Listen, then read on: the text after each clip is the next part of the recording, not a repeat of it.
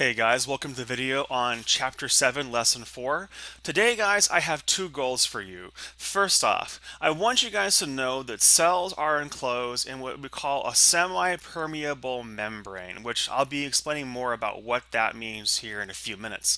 And secondly, I want you guys to understand that cells can regulate their internal environment through the use of transport proteins. Now, both of those ideas, you've probably heard some of these words before, but you probably don't know what they mean. So don't worry about that because that's what we're going to be talking about today. So, the plasma membrane.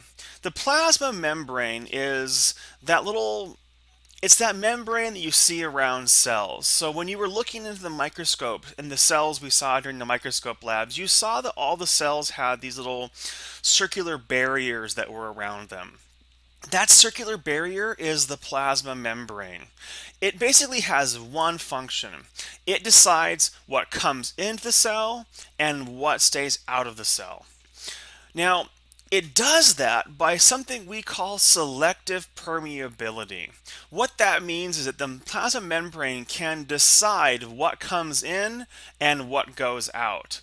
And that's the idea of selective permeability. Now I have a good example here on this slide to show you what that means. If you look at the fish example right here, the fish in the nets, you see how the fish are trapped inside of the net, even though there's a bunch of holes on this net that could let things through. The net is selectively permeable because it lets water in and out, but it doesn't let the fish out. So the net is selectively permeable to fish. It only lets what it wants in and out, and it doesn't let the things it wants to keep in out. So in this situation, the fish can't escape the net, even though the net is selectively permeable. They're just too big to fit through these holes. It works the exact same way inside of the cell. So we have a little diagram right here of the outside of the cell and the inside of the cell. And what happens is that the plasma membrane, which is this little barrier right here on the diagram, it's showing how water is exiting and entering the cell. It shows how oxygen and glucose are entering the cell. And it shows how wastes, things the cell doesn't want anymore, and carbon dioxide, the stuff that you breathe out, are leaving it. He goes, this here shows the cell is controlling who comes in and who comes out. And that's all the idea. It's the exact same thing. So, the plasma membrane is made up of what we call a phospholipid bilayer. Now, you probably understand what this word right here is lipid means. We covered it in the last chapter.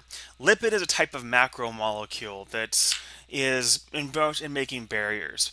Well, and now you know what kind of barrier it makes. He goes, lipids make up cell membranes, and it's what makes up the plasma membrane. Now, lipids are on both sides of the plasma membrane.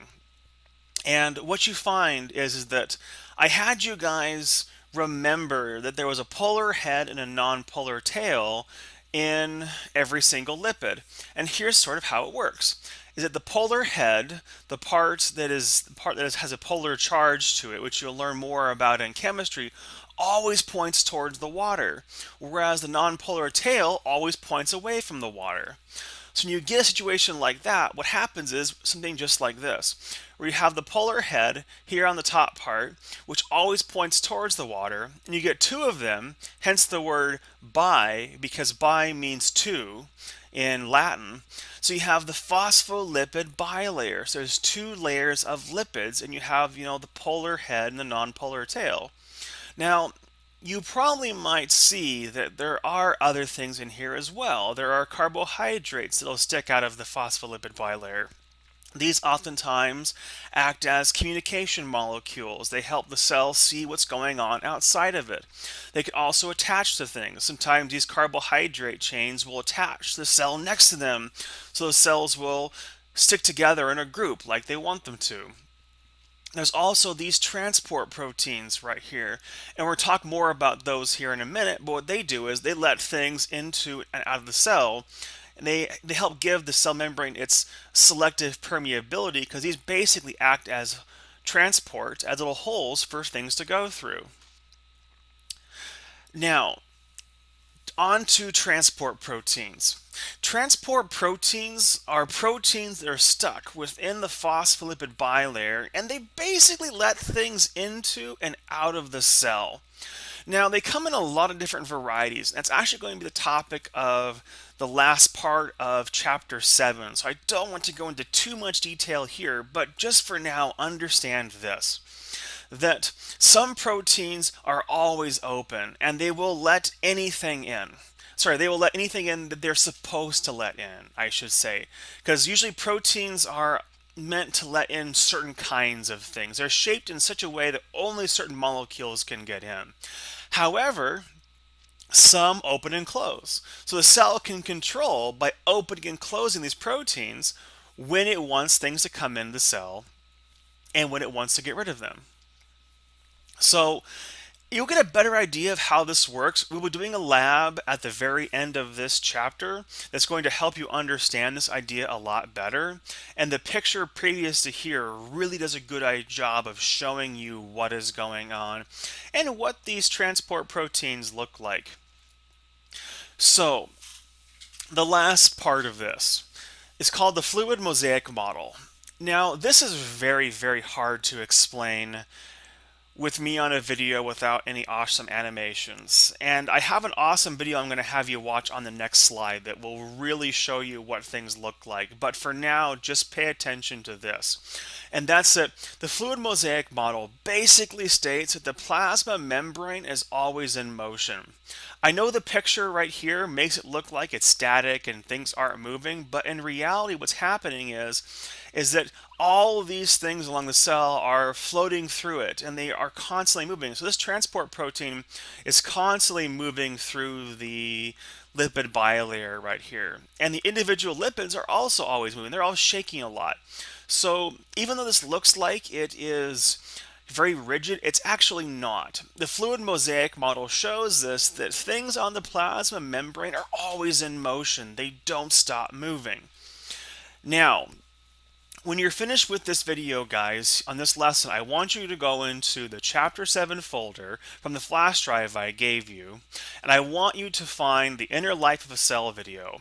It's about 8 minutes long, and it's going to show you what transport proteins, what communication proteins, what the fluid mosaic model looks like. It'll also show you some of the inside stuff in the cell too that we're going to talk about later on. But this video is awesome. It's cool. Don't feel bad if you don't know everything it's showing you.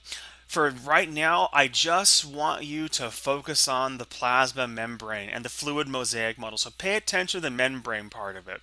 Don't worry about the rest of it for now, although it's still pretty cool and it's definitely worth watching. Okay, so this lesson covered 4 ideas. First off, it covered selective permeability, which is that the plasma membrane only lets certain things in and out of the cell. It covered the phospholipid bilayer, and that's the idea that the plasma membrane is made up of basically 2 lipid molecules that face away each other. We talked about transport proteins, which let things into and out of the cell. And we also talked about the fluid mosaic model, which is that the plasma membrane is always in constant motion. And please watch the video because it'll be really hard to understand this without seeing it. And that's it for this lesson, guys. Here's the activity I want you to do for this lesson. I want you to turn to pages 190 in your textbook, complete questions 1 through 4 in the 7.2 assessment. For question number 3, complete this question using Paint or some type of drawing program you have. It doesn't have to be pretty. I just want you to create some kind of a diagram. I challenge you guys to try out questions number 5 and 6. They're difficult questions and you might struggle with them, but I want you guys to at least give it a try. So they're not required and I won't mark you down for not doing them, but if you are way ahead of the curve on this, guys, please give these questions a try because they will help you to understand this idea a lot better. And as always, when you're done, turn your work into the Chapter 7 Evernote. Thank you very much for watching, guys, and when you're finished, move on to the next lesson.